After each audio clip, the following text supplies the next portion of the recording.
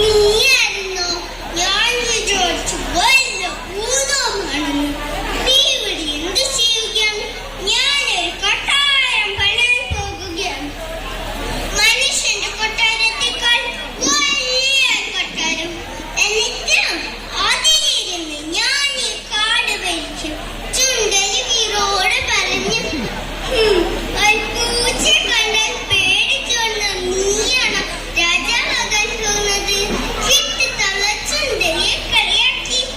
അത് പിന്നെ നീയോ? പാമ്പിനെ കണ്ടാൽ പേടിച്ചോളാറില്ലേ? ചുണ്ടലി വിട്ടുകൊടുത്തില്ല.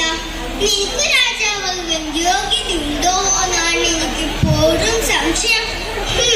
നീ ഞങ്ങളുടെ പിതാമഹനെ കുറിച്ച് കേട്ടിട്ടില്ലേ?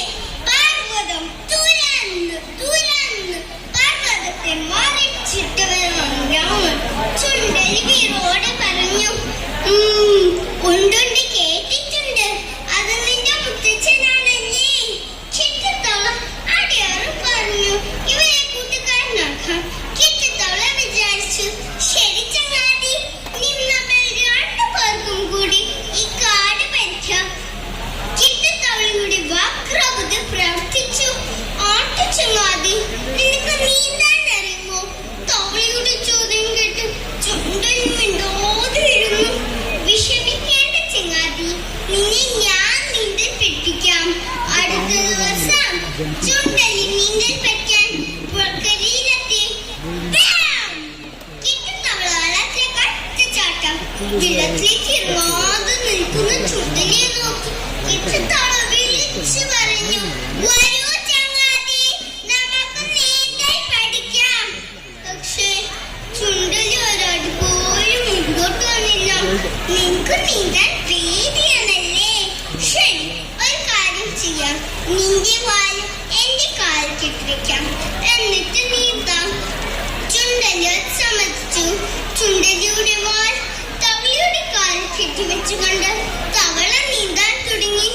ചുണ്ടലിയാട്ടെ നീന്താൻ കഴിയാതെ കൈകാലിട്ടടിച്ചു.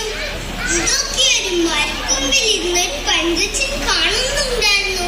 വിഷന്നിരുന്നവൻ ചുണ്ടലിയെ കൊത്താൻ വെള്ളത്തിലേക്ക് പറന്നു. ചുണ്ടലിയുടെ വാൽ തവളയുടെ കാലിൽ കെട്ടിവെച്ചത് കൊണ്ട് രണ്ടുപേരെയും കിട്ടി. ഒരു വേടയ്ക്ക് രണ്ട് പക്ഷി. അങ്ങനെ ചുണ്ടലിയെ പറ്റിച്ചു രാജാവാകുന്ന തവളയുടെ മോഹം അത് ജീവൻ തന്നെ ഇല്ലാതാക്കി. കൂട്ടുകാരെ, ഈ കഥയിൽ നിന്ന് നാം പഠിക്കുന്ന പാഠമാണ് അതിമോഹം, ആപത്ത്. ഒരിക്കലും